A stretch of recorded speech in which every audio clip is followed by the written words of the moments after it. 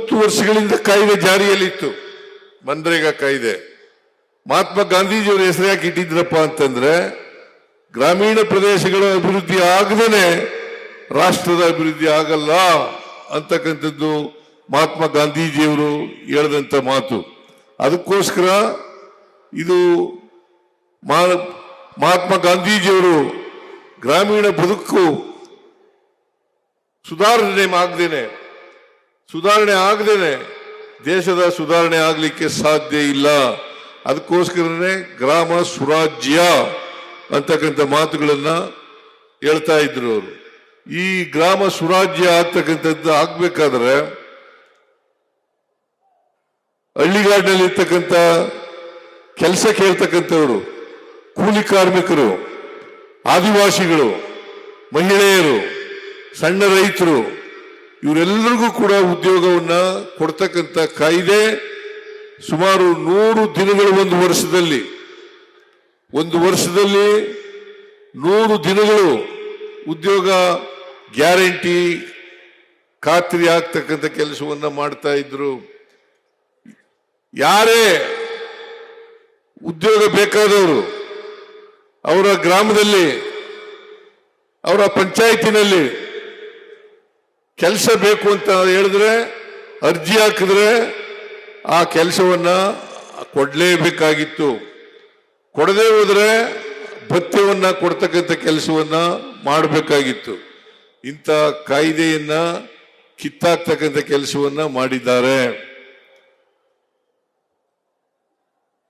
ಈ ಉದ್ಯೋಗ ಬೇಕು ಅನ್ನೋದನ್ನ ತೀರ್ಮಾನ ಮಾಡ್ತಕ್ಕಂಥದ್ದು ಗ್ರಾಮ ಪಂಚಾಯಿತಿಗಳು ಮತ್ತು ಗ್ರಾಮ ಸಭೆಗಳು. ಇದನ್ನ ಈ ಅಧಿಕಾರವನ್ನ ಕಿತ್ತಾಕಿದ್ದಾರೆ. ಈಗ 365 ದಿನದಲ್ಲಿ ಯಾವಾಗ ಬೇಕಾದ್ರೂ ಕೂಡ ಕೆಲಸ ಕೇಳಬಹುದಾಗಿತ್ತು. ಈಗ 60 ದಿನಗಳು ವ್ಯವಸಾಯದ ದಿನಗಳಲ್ಲಿ ವ್ಯವಸಾಯದ ಚಟುವಟಿಕೆಗಳು ಪ್ರಾರಂಭ ಆದಾಗ ಕೊಡಗಿಲ್ಲ, 60 ದಿನಗಳು ಕೊಡಗಿಲ್ಲ. ಜೊತೆಗೆ ಕೆಲಸ ತೀರ್ಮಾನ ಮಾಡ್ತಕ್ಕಂಥದ್ದು ಕೇಂದ್ರ ಸರ್ಕಾರ. ಕೇಂದ್ರ ಸರ್ಕಾರದಲ್ಲಿ ಇಂಥ ಪಂಚಾಯತಿನಲ್ಲಿ ಕೆಲಸ ಆಗಬೇಕು ಅಂತಂದ್ರೆ ಆ ಕೆಲಸಕ್ಕೆ ಅನುದಾನ ಕೊಟ್ಟಾಗ ಮಾತ್ರ ಪ್ರಾರಂಭ ಆಗ್ತದೆ. ಇಲ್ಲದೆ ಹೋದ್ರೆ, ಅನುದಾನ ಕೊಡದೆ ಹೋದ್ರೆ ಅಲ್ಲಿ ಕೆಲಸ ಆಗೋದಿಲ್ಲ. ಆದ್ರಿಂದ ಉದಾಹರಣೆಗೆ ನಮ್ಮ ಪಂಚಾಯತಿನಲ್ಲಿ ಕೆಲಸ ಕೊಡ್ತೀವಿ ಅಂತ ಹೇಳ್ತೀವಿ, ಕೇಂದ್ರ ಸರ್ಕಾರ ತೀರ್ಮಾನ ಮಾಡಿದ್ರೆ ನಮ್ಮ ಪಂಚಾಯತಿನಲ್ಲಿ ಕೆಲಸ ಆಗ್ಬಹುದು. ಅಥವಾ ನಿಮ್ಮ ಪಂಚಾಯತಿನಲ್ಲಿ ಕೆಲಸ ಇಲ್ಲ ಅಂತಂದ್ರೆ ಕೆಲಸ ಇಲ್ಲ. ಒಂದ್ ಕಡೆ ಗ್ರಾಮ ಪಂಚಾಯತಿನಲ್ಲಿ ಕೆಲಸ ಕೊಡಬೇಕು, ಇನ್ನೊಂದು ಪಂಚಾಯತಿನಲ್ಲಿ ಗ್ರಾಮ ಪಂಚಾಯತಿನಲ್ಲಿ ಕೆಲಸ ಇರೋದಿಲ್ಲ.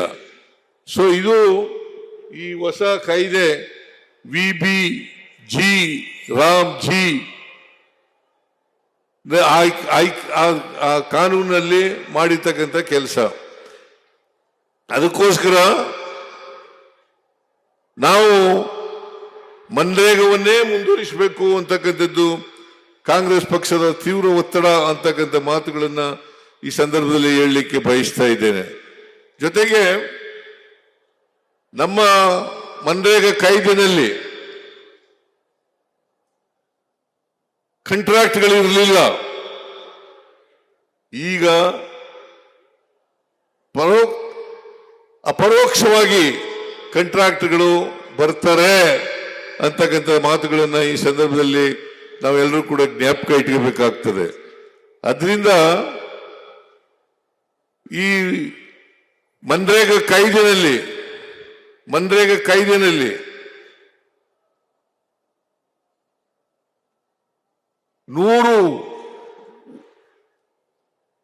100 ದಿನ ಉದ್ಯೋಗ ಮಾಡಿದ್ರೆ ಅಷ್ಟು ದಿನಗಳ ಕೆಲಸದ ಮಜೂರಿಯನ್ನ ಕೊಡಬೇಕಾಗಿತ್ತು.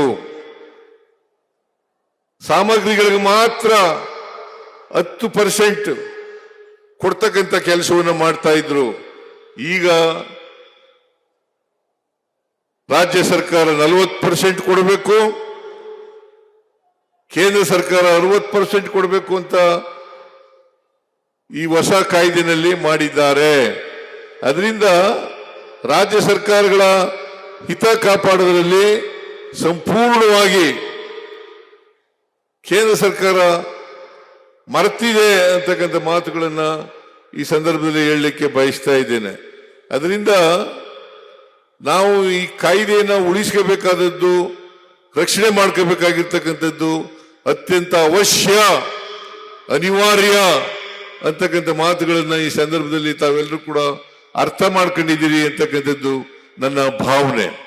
ಅದರಿಂದ ಇಡೀ ದೇಶದಲ್ಲಿ ಕಾಂಗ್ರೆಸ್ ಪಕ್ಷ ಮನ್ರೇಗಾವನ್ನು ರಕ್ಷಣೆ ಮಾಡಲಿಕ್ಕೋಸ್ಕರ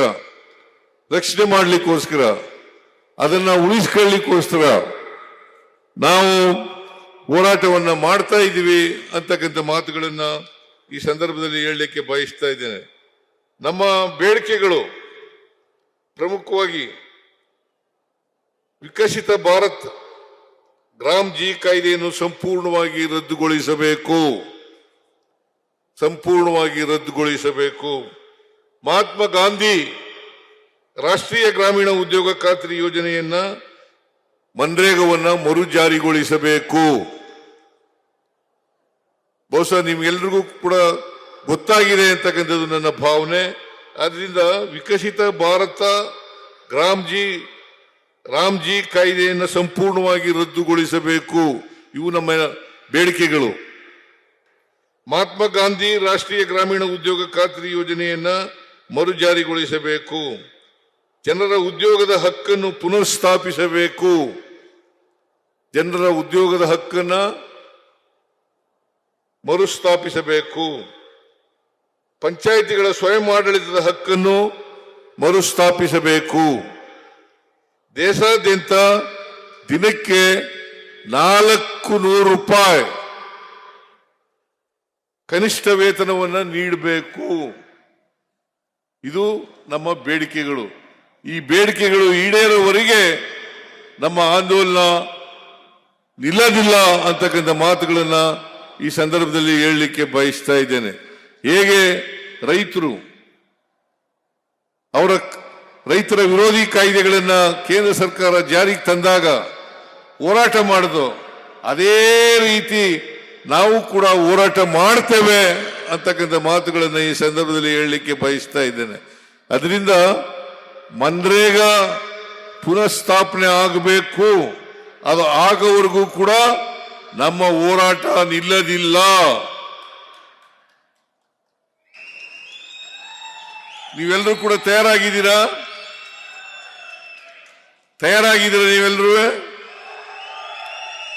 ಇದು ಹಳ್ಳಿಗಾಡಿನಲ್ಲಿ ನಡೀತಕ್ಕಂಥ ಕಾರ್ಯಕ್ರಮ, ಹಳ್ಳಿಗಾಡಿನ ಜನರಿಗೆ ಕೊಡ್ತಕ್ಕಂಥ ಕಾರ್ಯಕ್ರಮ. ಆದ್ರಿಂದ 12 ಕೋಟಿ 16 ಲಕ್ಷ ಏನು ಕೂಲಿ ಕಾರ್ಮಿಕರಿದ್ರು ಅವರೆಲ್ಲರಿಗೂ ಕೂಡ ಇವತ್ತು ಈ ಕಾಯ್ದೆಯನ್ನ ತಂದು ಮನ್ರೇಗಾವನ್ನ ನಾಶ ಮಾಡಿ ಈ ಹಳ್ಳಿಗಾಡಿನ ಜನರ ಕೆಲಸವನ್ನ ಕಿತ್ಕೊಳ್ತಕ್ಕಂಥ ಕೆಲಸವನ್ನ ಮಾಡಿದ್ದೆ. ಆದ್ರಿಂದ ದಯಮಾಡಿ ತಾವೆಲ್ಲರೂ ಕೂಡ ಈ ಹೋರಾಟದಲ್ಲಿ ಭಾಗವಹಿಸಬೇಕು, ಕಾಂಗ್ರೆಸ್ ಜೊತೆ ಸಹಕರಿಸಬೇಕು. ನೀವೆಲ್ಲರೂ ಕೂಡ ಬಹಳ ದೊಡ್ಡ ಪ್ರಮಾಣದಲ್ಲಿ ಇಲ್ಲಿ ಬಂದಿದ್ದೀರಿ. ಆದರೆ ನಾವು ತಡವಾಗಿ ಬಂದದ್ರಿಂದ ನೀವೆಲ್ಲರೂ ಕೂಡ ಅನೇಕ ಜನ ಹೊರಟೋಗಿದ್ದಾರೆ ಈಗ. ಆದರೂ ಕೂಡ ಇಂಥ ಯಶಸ್ವಿ ಕಾರ್ಯಕ್ರಮ ಆಗ್ಲಿಕ್ಕೆ ಶ್ರಮಿಸಿದಂತ ಎಲ್ಲ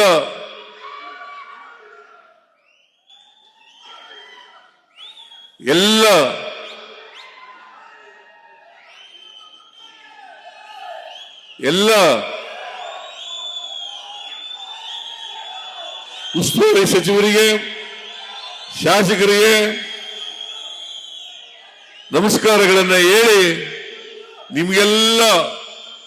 ನಿಮಗೆಲ್ಲ ವಂದನೆಗಳನ್ನ ಹೇಳ್ತಾ ನನ್ನ ಮಾತನ್ನ ಮುಗಿಸ್ತೇನೆ.